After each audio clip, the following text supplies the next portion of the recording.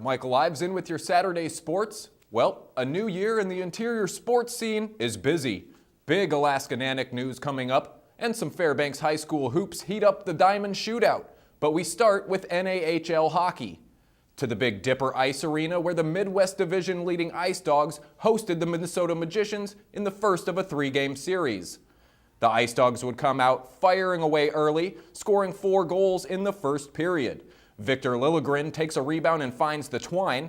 Liljegren then gets crushed with an open ice hit, only to hop back up and seconds later find himself in front of the net for another tally. Toughness. Dougie Lagrone gets in on the action with a gorgeous one-timer.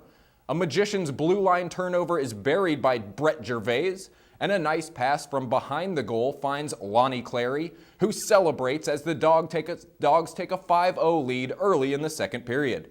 Minnesota would finally get some offense going on the Johnson redirect goal and a puck that sneaks into the Ice Dogs net. And that made everyone mad. So they fight about it. Gloves off, Clary into a tussle. The Magician comeback effort, unfortunately for them, too late, as the Dogs go on to win this one 6-5. Game 2 of this series is at the Dipper tonight.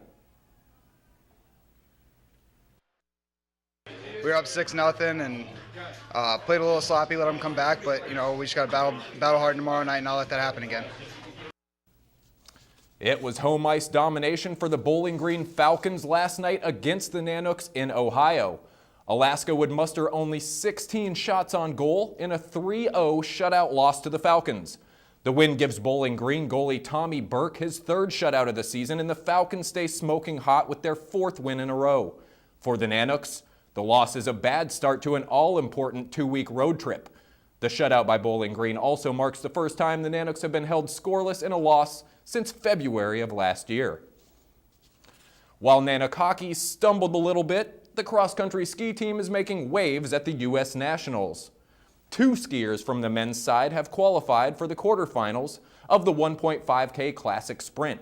Nanook Juniors Jonas Loeffler and Logan Hahnemann will both compete as they find themselves in the top 30 of a 94-man field. On to the women's side, Nicole Baith is proving to be one of the best up-and-coming skiers in the country. Only a freshman, Baith won bronze in the 1.5K Classic Sprint and was only 2.5 seconds behind the champion. She was the top finisher among NCAA participants and was the 2nd American across the finish line. Baith qualified for the U.S. team at the World Junior Championships later this month.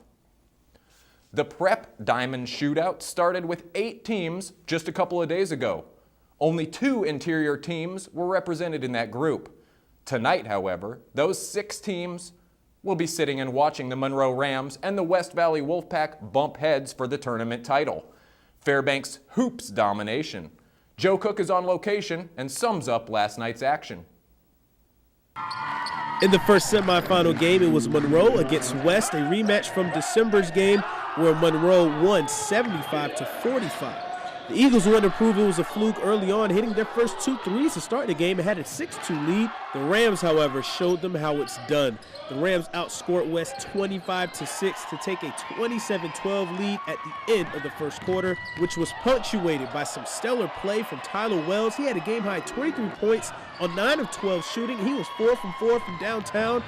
And this throwdown from Scooter Bynum, he had 19 points and 8 boards. Monroe fans in the building, and they love it. And you won't believe these numbers. Monroe shot 87% from three-point range, going 14 for 16. 5 different players had at least one trifecta. They finished shooting a blistering 64% from the field. They were just unconscious, hot, in the zone, all those shooting adjectives. And Monroe proves it wasn't a fluke and beats West by 30 for the 2nd time, 88-56, the final. We got to the free throw line. We didn't shoot it particularly well, like percentage, but we got to the free throw line. That's always great when you're on the road. And it's great to shoot the lights out when you're on the road too. And we just want to tell everybody that we're a team out of Boyle Hall too. So that's what we're trying to do. We're trying to win it all. In the last game of the night, in the 2nd semifinal, West Valley took on the host, the Diamond Lynx. The Wolfpack were coming off a big comeback win over Grace, and it carried over in the first quarter as the Wolfpack led 15-5 at the end of the first. Daniel Hornbuckle had 8 of those points, setting the tone early. He finished with 10. The Wolfpack stroked it from downtown, especially Taj Washington. He hit 5 trey balls and had a game-high 19 points. Tyrese Washington and Jordan Rodenberger also hit threes as well. The Wolfpack defense was honed in, holding the Lynx to 13 points in the first half. They led 34-13 at the break. The Lynx had no scores in double figures. Zach Deloney had a team-high 8 points. Diamond couldn't do much else in the second half, and West Valley handles business with a 57-36 win over Diamond, punching their ticket to the championship game where they'll face fellow Fairbanks team, Monroe. Let's people know that Fairbanks basketball is to be reckoned with. So that's great. Coach O'Shannon's got a great team over there, man. So and we feel like we're pretty good too. So it's always nice to be able to come to Anchorage and beat up everybody. So that's pretty good.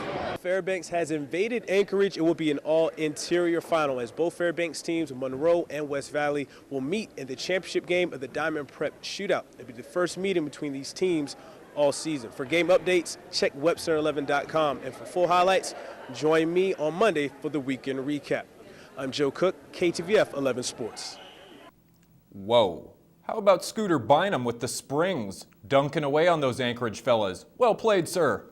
Catch Joe Cook right back here on Monday with your full tournament and weekend sports wrap-up.